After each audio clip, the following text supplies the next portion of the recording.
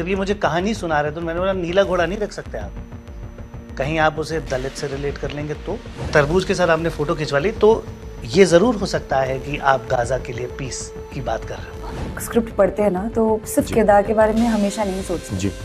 I personally feel, मैं जब देखती हूँ मुझे लगता है कि ये फिल्म अगर मैं खुद बैठ के कभी देख पाऊँ तो मुझे इस फिल्म का हिस्सा बनना है। बात दो चॉइसेस की नहीं होती, अनेक को चॉइसेस होती है। सही और गलत के बीच में ना इतनी चॉइसेस हैं, पूछो मत। अगर उसको उठा के हमने सही रूप से आर्ट के फॉर्म में प्रेजेंट किया तो मुझे नहीं लगता कोई गलत किया। थोड़ा सा लिहाज मैं मान सकती हूँ होना चाहिए। ऐसा नहीं है कि बॉलीवुड एक इंडस्ट्री है, कोई ऑफिस थोड़ा ना बॉलीवुड नाम का।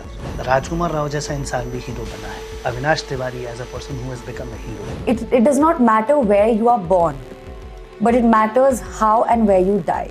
सोचिए आप कहीं पहाड़ पर घूमने जा रहे हों, चारों तरफ हरे हरे पेड़ हों, खूबसूरत वादियाँ हों और आप मौसम का लुत्फ उठा रहे हों, लेकिन आपको अचानक से एहसास हो कि ये जो सफ़र है वो यूं ही ख़त्म नहीं होने वाला है। ये सफ़र आपको एक ऐसे मंजर तक लेकर जाएगा जहाँ पे आपकी ज़िंदगी पूरी तरह से बदल जाएगी। सोचकर कुछ डर सा लगा ना? सोचिए जब इसी प्रोमाइस पर एक फ़िल्म आपको देखने के लिए मिले तो क्या होगा। फिल्म सो लॉन्ग वैली की स्टार कास्ट इस समय पे हम लोग के साथ है। आप लोगों का बहुत बहुत स्वागत है, त्रिधा जी, मान जी और कोचर साहब। आज सबसे पहले तो मेरा सवाल आपसे है मान साहब कि फिल्म में जो है डायरेक्टर को हम कैप्टन ऑफ द शिप कहते हैं। क्या ऐसी वजह रही कि आप इतने खूबसूरत एक्टर्स को इतने ख़तरनाक जो सफ़र पर लेकर चल दिए? वजह तो आप फिल्म देखेंगे तो पता चल जाएगी। तो थोड़ा सा क्यूरियोसिटी बनाए रखेगी जी। और बाकी अब फिल्म अच्छी है इसलिए कि सोलोंग वैली एक जो है ना, सोलोंग एक जगह है, तो अब ये कहानी कहीं ना कहीं उसकी पृष्ठभूमि से है तो वहाँ से बिलोंग करती है। त्रिधा, अगर हम आपकी बात करें तो आपकी जो इमेज है एक, तो ऐसा बोला जाता है कि कुछ लोग होते हैं जो नींदें उड़ा देते हैं, तो आप उस तरह से आपकी इमेज है। इस कहानी, ये जो फिल्म जो है जब आपके पास आई तो इसने आपकी कितनी नींदें उड़ाई? मेरे किरदार का नाम है सुमन नेगी जी, इंस्पेक्टर सुमन नेगी, जो कि मनाली पुलिस स्टेशन में इंस्पेक्टर है। और हम वैसे ही जो सीन में या ट्रेलर में हम देखते हैं कि शायद ये उसका केस था भी नहीं, पर किसी ना किसी तरह क्या होता है ना, एक वर्दी वाले इंसान का काम पता है क्या होता है, वो टाइम बाउंड नहीं होते जी। अगर वो सच्ची में अपना काम करना चाहते हैं और काम करना है उनको, तो वो चाहे जो भी माहौल हो, जो भी सिचुएशन, वो उनका केस हो, उनकी जुरिस्डिक्शन में हो या नहीं हो, उनका ये बनता है कि वो करेंगे।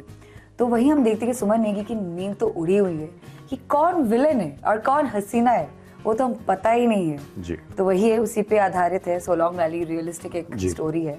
हम सब ने वहाँ पे डिफरेंट किरदार निभाए हैं एंड मुझे लगता है ऑडियंस विल बी लाइक, हाँ ये तो रोज की कहानी है, ये तो अक्सर होता है, ये इसी के साथ हुआ है, ये इसके साथ हुआ है, ऐसा कुछ ना कुछ। सो जो प्लॉट ट्विस्ट है, आई थिंक उसने मेरी नींद तो उड़ाई थी। सो अगर हम आपकी बात करें विक्रम जी, आप हर प्रोजेक्ट के साथ जो है धमाका कर रहे हैं, जितने प्रोजेक्ट आपके आ रहे हैं लोग आपकी परफॉर्मेंसेस पसंद कर रहे हैं। अगर हम इस कहानी की बात करें तो ट्रेलर देख के हम लोगों को अभी से डर सा लग रहा है कि आप जिस तरह से अपने आप को पेश किए हैं पर्दे पे, क्या रीजंस थे कि आपने बोला कि ये तो मैं करूँगा ही करूँगा, और इसके लिए आपने इतनी मेहनत भी करी है जो कि हम ट्रेलर में देख भी पा रहे हैं? सबसे पहला रीज़न था कि ये जो फिल्म है ये कहानी है और किसी मुद्दे पे बात करती है, समाज के बारे में कुछ एक रिफ्लेक्शन पेश करती है जी। और इसमें कोई भी किरदार हीरो या विलन के तौर पे नहीं नापा तोला गया है, अदरवाइज़ वो बहुत शैलो हो जाता है। तो इस पूरी फिल्म में हर किरदार को बहुत अच्छी तरीके से पेश किया गया है, और जैसे ज़िंदगी में होता है जी, तो जीवन में जब हम लोगों से मिलते हैं, वो बुरा होगा या अच्छा होगा वो बहुत पर्सपेक्टिव ओरिएंटेड है। आपके लिए बुरा हो सकता है, मेरे लिए अच्छा हो सकता है। ऐसे ही इस फिल्म के किरदार थे, और बहुत ही सिंपल एक क्या कहते हैं, क्राइम थ्रिलर जोन की एक फिल्म होते हुए भी ये एक बात कहती है गूढ़ भाव में। वो चीज़ मुझे काफ़ी अट्रैक्ट करी, जो कि मान भाई के द्वारा लिखी गई कहानी थी। और हमने इस बात पे डिस्कस भी किया। जब हमने डिस्कस किया तो उन्होंने भी कहा कि हाँ मेरा थॉट है ऐसा। सो कभी कभार होता है कि आप फ्लूक में भी लिखते हैं, पर ऐसा नहीं था। उन्होंने काफ़ी सोच समझ के ही इस कहानी को उस लेवल पे रखते हुए भी एक गूढ़ बात कही है, जो कि आप जब कहानी के बारे में सोचेंगे तो आपको खुद समझ में आता रहेगा और वो बार बार आपको क्वेश्चन करती है कहानी। एटलीस्ट मेरे साथ ये स्क्रिप्ट पढ़ते वक्त हुआ, तो मन किया कि हाँ चलो करते हैं। तो जैसा कि मान साहब इन्होंने बताया कि कहीं ना कहीं आप लोग सभी लोगों ने कहा है कि फिल्म जो है बहुत रियलिस्टिक है, रियल इश्यूज़ पे बात करती है, और जब भी हम देखते हैं कि इस तरह की कोई कहानी आती है तो डायरेक्टर का उसमें खुद ना कुछ ना कुछ अंश रहता है। तो इस कहानी में आपका कितना अंश हमको देखने रियल ज़िंदगी से लेकर या आपके एक्सपीरियंस को क्या हमको देखने के लिए मिलेगा जो कि आपने ये कहानी तैयार की? मेरा अंश ऐसा कुछ नहीं है, लेकिन क्या होता है कि जब भी मैं नॉर्मली, जैसे अभी आपका न्यूज़ चैनल है हम लोग देखते हैं, तो उसमें क्या होता है आए दिन कहीं ना कहीं ये दिखते रहता है कि भाई फलानी जगह पे ड्राइवर ने जो है पैसेंजर को मार दिया, ये डिलीवरी बॉय ने ये कर दिया, या इस पैसेंजर ने ड्राइवर को मार दिया। ठीक है, तो ये जो सारी चीज़ें हो रही हैं ना कहीं एक मैसेज दे रही हैं। तो क्राइम थ्रिलर जो लोगों का एक मेंटालिटी है कि नहीं यार ये तो फिक्शन होता है, ये चीज़ें ऐसी हैं वैसी हैं, कहीं ना कहीं ये मिरर है जी। आप उसको भी देखिए, ये हमारे बीच से अगर आ रही है, इंस्पायर कर रही है, तो उसी पर आधारित होकर के बनाते हैं उसको। तथा अगर हम आपकी बात करें तो मैं जब इंटरनेट पे आपके बारे में पढ़ रहा था तो वहाँ पे एक बहुत कमेंट्स थे जिससे लग रहा था कि एक ग्लैमरस हसीना के बारे में बात हो रही है, लेकिन अगर इस प्रोजेक्ट की बात करें तो आप एक पुलिस ऑफिसर का किरदार निभा रही हैं जो कि आपकी इमेज को पूरी तरह से तोड़ता है। सो ये प्रोजेक्ट इमेज तोड़ने के लिए चुना गया था या फिर आपको लगा था कि नहीं, एक एक्टर के तौर पे मुझे और चीज़ें ट्राई करनी और ये राइट स्क्रिप्ट है, राइट टाइम है जहाँ पे मुझे जाके इसको करना ही करना है? कोई डेफिनेट आंसर तो नहीं है मेरे पास, क्योंकि हम जब स्क्रिप्ट पढ़ते हैं ना तो सिर्फ किरदार के बारे में हमेशा नहीं सोचते जी। आई पर्सनली फील, मैं जब देखती हूँ मुझे लगता है कि ये फिल्म अगर मैं खुद बैठ के कभी देख पाऊँ तो मुझे इस फिल्म का हिस्सा बनना है। That is most important I feel. ऐसा नहीं कि बस करने के लिए, अब सिर्फ एक्टिंग स्किल्स दिखाने के लिए किरदार अपना लिया तो हम ऑडियंस के अप्रिसिएशन से ही आर्टिस्ट बनते हैं। तो मुझे लगा कि इसमें डायरेक्टर सर ने ट्रस्ट किया, स्क्रिप्ट राइटर ने ट्रस्ट किया, तो हम सब ने मिलके कुछ तो अच्छा बनाया है। तो I hope the audience likes it, so that is the only place I thought I will be able to showcase something else. But yes, कहीं ना कहीं उसके जरिए लोग मुझे एक डिफरेंट किरदार में देख पाएंगे। That is always been there. Vikram भाई, अगर हम आपके कैरेक्टर की बात करें तो उसमें कहीं ना कहीं दिखा रहा है कि वो थोड़ा सा दिमागी तौर पे बहुत ज़्यादा अलग है ताकि वो इस तरह से करा है। जब आप इस तरह के कैरेक्टर को तैयार करते हैं तो जिन्होंने भी ऐसे कैरेक्टर तैयार किए उन्होंने अलग अलग अपना बताया कैसे किया है। आपने किस तरह से इस कैरेक्टर को तैयार किया रियलिस्टिक बनाने के लिए, क्योंकि काफ़ी हद तक ये इम्पॉर्टेंट होता है कि आपकी प्रिपरेशन कैसे है उसके लिए? बहुत सिंपल सिनेरियो है जो कि मैं पर्सनली काफ़ी बिलीव करता हूँ, और ये वैसे तो हर फिल्म का किरदार करने के लिए हर फिल्म में एक अलग तरीके का प्रोसेस ढूंढना पड़ता है, और वो फिल्म अपने आप खुद आपको सुझाएगी कि क्या क्या हो सकता है, और जो मन में आए वो आपको करते रहना चाहिए। बिकॉज हिट एंड ट्रायल वाला मेथड है, कोई डेफिनेट तरीके नहीं होते, पर हाँ कुछ चीज़ें हैं जो डेफिनेट होती हैं। दैट इज़ स्क्रिप्ट ढंग से पढ़ी जाए, उधर से कैरेक्टरिस्टिक्स जो आपके आ रहे हैं, आपके हाथ में आपको समझ में आ रहे हैं, उनको आप बेस करने के लिए उनकी बैक स्टोरीज बनाते हैं कि ऐसा क्यों, ऐसा क्यों, ऐसा क्यों। उन सब के तारतम्य को मिलाकर एक किरदार आपके सामने पेश हो जाता है। कभी कभार कन्फ्लिक्चुअल होता है तो आप डायरेक्टर से जाके बात करते हो, बहस करते हो, राइटर से जाके बात करते हो। वही एक प्रोसेस था यहाँ पर भी कि ये कहाँ पैदा हुआ होगा, किस परिवार में पैदा हुआ होगा, क्या सिचुएशंस रही होंगी जिस वजह से ये ऐसा हो गया, ऐसे क्या प्रेशर्स हैं। और भगवान ने सबको इक्वली नहीं बनाया, नहीं बनाया है। किसी में दिमाग कम होता है, किसी में कोई चीज़ कम होती है, किसी में कोई चीज़ ज़्यादा होती है, और सिचुएशंस भी लोगों की सिमिलर नहीं है जी। तो वो सामाजिक, आर्थिक प्लस अब दिमागी रूप से किस तरीके के इंसान हैं, कईयों में ग्रे मैटर ज़्यादा होता है, कईयों में वाइट मैटर ज़्यादा होता है, तो उस तरीके के कॉम्बिनेशंस और परमुटेशंस को लेकर एक किरदार की बिल्डिंग होती है। उसी तरीके से किरदार भी। ये सवाल मैं तीनों लोगों से पूछना चाहता हूँ। जैसे कि हम ट्रेलर में देख रहे हैं कि आप ज़िंदगी में जाके एक जगह अटक गया, आपको पता नहीं इसके आगे हम कैसे जाएंगे। क्या रियल लाइफ में कोई ऐसा इंसिडेंट हुआ है आप लोगों के साथ जहाँ पे आपको लगा हो कि यार इसके आगे तो कुछ समझ में नहीं आ रहा, यहाँ से कैसे निकलेंगे, बस निकल जाए हम लोग यहाँ से? मैं 12th में मेरी कंपार्टमेंट आ गई थी, नहीं पता था कहाँ जाए, क्या करें। और उस समय इंजीनियरिंग एंट्रेंसेस के एग्जाम्स भी दे रहा था. एंट्रेंस क्लियर भी हुआ, बट बिकॉज इधर एक पेपर है जो कि आपको फंसा चुका है, आप कहीं नहीं जा सकते. But I think looking out for lot of possibilities around, ये एक इंसिडेंट था जिसकी वजह से मैं ड्रामेटिक्स में घुस गया और वहाँ से थिएटर स्टार्ट हो गया. मेरी ज़िंदगी की दशा बदल गई. मैं आज एक एक्टर के रूप पे आपके स्टूडियो में यहाँ पर आपके साथ बैठा हूँ, तुदा के साथ, मानसी जी के, और भी बहुत सारे लोगों के साथ मैंने काम किया. But that one failure turn my life completely. So I think there is always a possibility. और बात दो चॉइसेस की नहीं होती है, अनेक को चॉइसेस होती है. सही और गलत के बीच में ना इतनी चॉइसेस हैं, पूछो मत. जिंदगी है, जीने का नाम है, जियो. जी, एक्चुअली देखा जाए तो कई छोटी घटनाएं होती हैं, कई बड़ी होती हैं, और ये होती रहती हैं, जहाँ पे एक मोमेंट पे ऐसा लगता है कि हम स्टक हो चुके हैं. एक आज ही इंसिडेंट बयान कर रहे थे जब हम लोग शूट कर रहे थे इसी फिल्म में. एक बढ़िया मौसम था, अच्छी स्नो पड़ रही थी, लोगों को लगा चलो अच्छा है वेदर वो है. लेकिन जब अंदर जाते हैं तो वहाँ पे फिर ऐसा ट्रैप हो जाते हैं खुद ही कि हम लोग को अराउंड जो है एक पूरा दिन तो गया ही वो करंट, और रात गई, फिर दूसरा दिन गया, फिर उसके बाद रात का बीत जा करके फिर नेक्स्ट डे सुबह निकले. कि बहुत ज़्यादा मैं सोच रही थी, मैं सुन रही थी, बहुत कुछ सीखने को तो मिलता है. इंटरव्यूज जब हम देते हैं ना, तब सिर्फ अपनी बात कहने के लिए नहीं, एक दूसरे से के बहुत कुछ सीखते हैं. तो मुझे लगता है मेरे स्कूल के प्रिंसिपल ने हमें सिखाया था कि it does not matter where you are born, but it matters how and where you die, which means आपके पास choices है जी. आप कैसी जिंदगी जी के you finally end your life or however you take your life. So I think अगर आप stuck feel करते हो तो आपको पता है आप stuck feel कर रहे हो. You can take your time, it will not work out कि overnight आप बस निकल गए. solution आपको नहीं मिलती आसानी से. जैसे कि अगर मैं बोलूँ, बहुत लोग आजकल एक पर्सनल दुविधा में फंस जाते हैं और उन्हें लगता है कि वो प्रोडक्टिव नहीं फील कर पाते काम पे, वो प्रोफेशनली रिफ्लेक्ट करता है. But if you know that you're personally stuck and professionally it is affecting you, या फिर the other way round, then you have to do something about it and only you have the answer.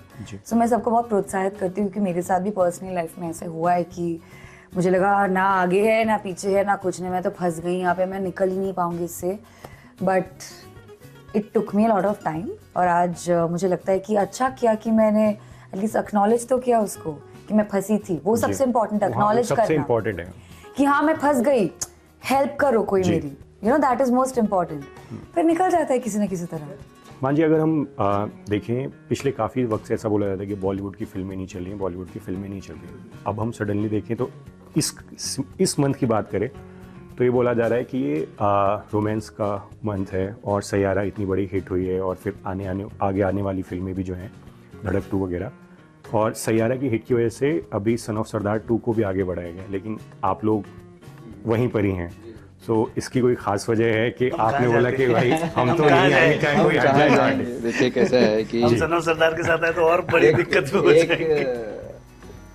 Incident है इसी से related, आपके दिल्ली के ही हैं, तो उन्होंने बोला ऐसे कि आपकी इंडस्ट्री में बड़ा स्ट्रगल है जी, मतलब फिल्म इंडस्ट्री में, ये जो पॉलिटिशियन. तो मैंने बोला सर आपके भी उसमें तो बहुत है, झंडे लेके जिंदगी निकल जाती है और आदमी कब नगर सेवक से लेके क्या क्या जो बनते हैं उसमें पीछे ही रह जाते हैं. तो देखिए कैसा है कि अब चल गई एक फिल्म तो बोले कि अब इसका दौर आ गया.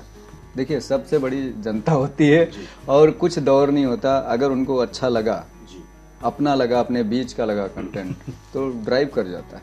तो आपकी बात पे एक बात अगर कहूँ तो ये है कि on and off there are films which have been doing good. 12th fail, nobody expected it to be such a great film.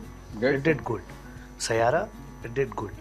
It's good कि बॉलीवुड, जो आपका पहला था ना कि बॉलीवुड फिल्में नहीं चल रही, चल तो नहीं है जी, ठीक है, नहीं एटमॉस्फेयर जो क्रिएट कर दिया गया, सारी फिल्में नहीं चल रही. मैं वो बोल रहा हूँ कि माहौल बनाया जा रहा है, लेकिन चल नहीं. लापता लेडीज चली, राइट. बस ये है कि शायद हम चेंज मांग रहे हैं, हाँ, और उस चेंज को रिकॉग्नाइज करना ही हमारी पॉसिबिलिटी है. अब बार बार एक ही तरीके की कहानी हम दिखाते हैं, वो दौर नहीं आता. एक्चुअली आप करते रहो एक्सपेरिमेंट, अच्छी बात है. Change is always good. Exactly. वरना वो कोई भी चीज स्टेल रहेगी, चेंज नहीं होगी तो बदबू मारेगी. तो ये चीज़ें बदल रही हैं, बहुत अच्छी बात है। सयारा चली, बहुत अच्छी बात है। बल्कि इसी उम्मीद में हम भी बैठे हैं, क्योंकि हम भी कुछ एक नई फिल्म लेकर आए हैं एक अच्छी, और हमारे लिए हिलना पॉसिबल नहीं है, बिकॉज एग्जिबिटर्स डिस्ट्रीब्यूशन का बहुत अलग गेम है। ये बिजनेस भी तो है, और जैसे कोई कॉर्पोरेट कंपनी का बिजनेस है वैसे ये भी एक बिजनेस है। यहाँ पर लोग पैसे डालते हैं तो पैसे वापस भी तो चाहिए, तो उसके तहत भी तो कुछ सोचना पड़ेगा। बट इज़ इट डिफ़िकल्ट, अगर हम देखें कि अगर ऐसी कोई फिल्म आ रही है जो कि एक तरह से कंटेंट चेंज कर रही है, लोगों का एक्सपेक्टेशन, ट्रेड का जो एक्सपेक्टेशन है, is it easy to release that film, और मेकर्स को, एग्जिबिटर्स और डिस्ट्रीब्यूटर्स को मनाना कितना आसान होता है, कितना मुश्किल होता है? आप बिजनेस में काफ़ी वक्त हैं, तो देखिए कैसा है कि पॉइंट की बात है आपने जो बोली ना, कि अगर अच्छी फिल्म है, उनको समझ में आ रही है कि हाँ भाई ये कनेक्ट करेगी, रिलेट करेगी ऑडियंस को, तो उसमें आपको हेल्प हो जाती है 100%। विक्रम भाई और त्रिधा, आप लोग OTT पर भी बहुत सारा काम कर रहे हैं और आप फिल्म इंडस्ट्री से लगातार जुड़े हुए हैं। एक बड़ा सवाल यहाँ पे ये आता है कि जो OTT पे सेंसरशिप का, उसके बारे में आप लोगों का क्या सोचना है कि बोल्ड सीन्स को लेके या जो गालियाँ होती हैं वो, उनको लेके आपका क्या सोचना है कि जो डिमांड हो रही है कि वो कितनी सही है और कितनी गलत है? बीच का कोई रास्ता हो सकता है क्या? क्योंकि आप लोगों ने सक्सेसफुल प्रोजेक्ट्स में काम किया है जहाँ पे ये चीज़ें हैं।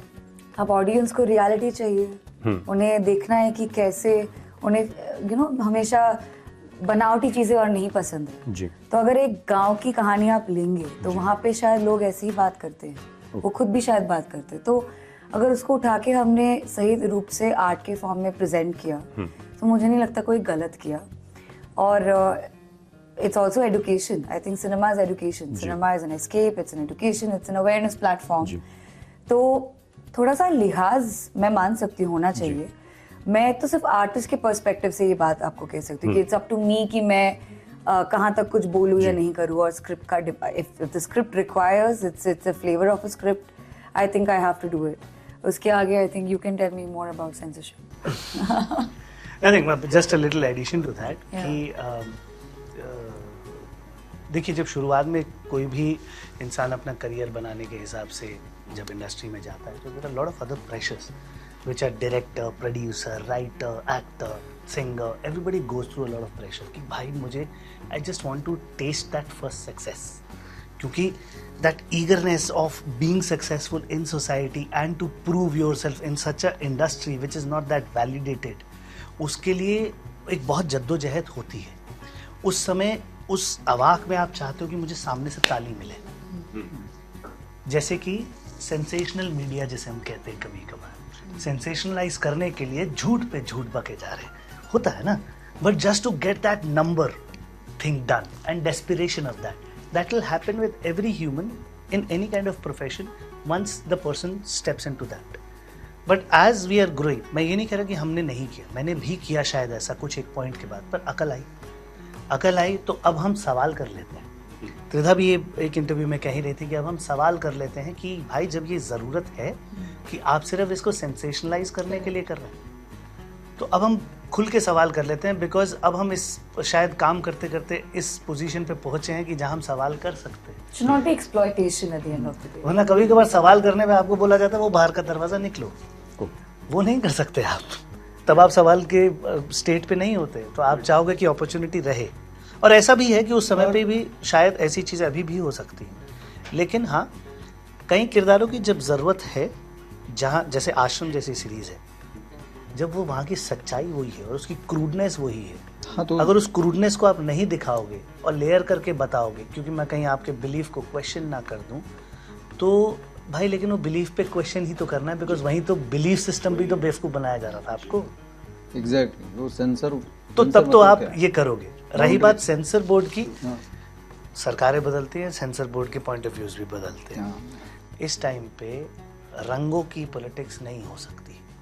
आप नीला, हरा, सैफरन करके किसी भी चीज़ को नहीं दिखा सकते, क्योंकि वो धर्म और जाति की पॉलिटिक्स में घुस सकती है बात, तो आप उसको न्यूट्रलाइज करते हो। पर मे बी पहले एक सरकार थी जहाँ नीले रंग की चीज़ें हो सकती थी, पर अभी जैसा माहौल है समाज का, यहाँ नीला एक जाति को इंगित कर देता है। लेकिन अब अब्रॉड में देखोगे, today she was talking about somebody was talking about a story, blue horse, sir बात कर रहे थे नीले घोड़े के ऊपर। जब ये मुझे कहानी सुना रहे तो मैंने बोला नीला घोड़ा नहीं रख सकते आप, कहीं आप उसे दलित से रिलेट कर लेंगे तो और कहीं आप उस पर कोई स्टेटमेंट तो नहीं बना रहे, आप घोड़े को बैंगनी कर दो, पर्पल कर दो और न्यूट्रल है। So what I am trying to say is that कि आपके सोशल सिनेरियोज पे भी बहुत कुछ डिपेंड करता है। जैसे कि विश्व के तौर पे इस टाइम पे आप तरबूज जैसा कुछ अगर लेकर निकल गए या तरबूज के साथ आपने फोटो खिंचवा ली, तो ये जरूर हो सकता है कि आप गाजा के लिए पीस की बात कर रहे हो। What? हाँ, I'm sorry. those are the colors of the flag and it is looked at that way. So what I'm trying to say is that it's a very different scenario. ये और ये censorship बदलती रहेगी।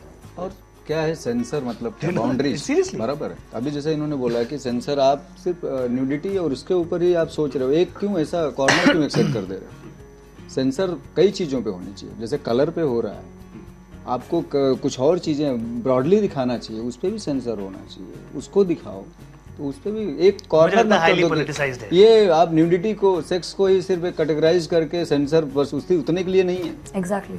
विक्रम जी ने कहा कि colour की वजह से जो इस समय सोसाइटी में जो कलर का एक राजनीतिक प्रयोग हो रहा है, उपयोग हो रहा है, is it affecting as a director's point of view, is it affecting the making of a project और क्रिएटिविटी में कुछ आता है? क्योंकि आप ये चीज़ें निकाल के अब करते हो, पहले शायद उतना नहीं सोचना पड़ रहा था। बिल्कुल। क्या होता है, अभी कोई चीज़ आप लिख रहे हो ना, तो और उसके बाद आप क्योंकि लिखते हो तो कई लोग जुड़ते हैं, उसके बाद फिर आप नरेट करते हो, एक्टर से लेकर के सब लोग, तो लोगों को क्या लगता है यहाँ भी सेंसर आ ही गया आपको, भाई ये तो निकालो, नहीं तो ये तो कंट्रोवर्शियल है। बिकॉज क्या है कि हर कोई डरा हुआ है।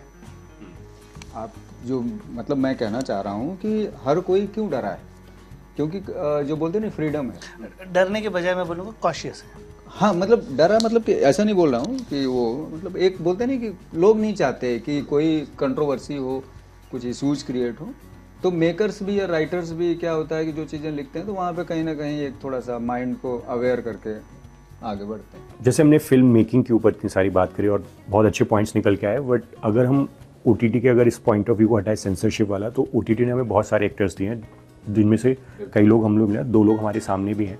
बट क्या आपको लगता है, तीनों लोगों से ये सवाल है कि जितने एक्टर्स OTT दे रहा है, कहीं ना कहीं OTT उनको एक तरह की इमेज में भी बांधने का काम कर रहा है, या फिर आपको लगता है कि नहीं, इमेज को तोड़ने में मदद कर रहा है? क्योंकि अगर हम देखें, आज से 2-4 साल पहले जिस तरह के एक्टर्स हम लोगों को अचानक से मिले थे और उनकी हम एक्टिंग की तारीफ़ करते हैं और आज तक हम लोग उनसे और काम ले रहे हैं, बट आपको लगता है कि कहीं ना कहीं OTT उनको उसी तरह की इमेज में बांध भी रहा है?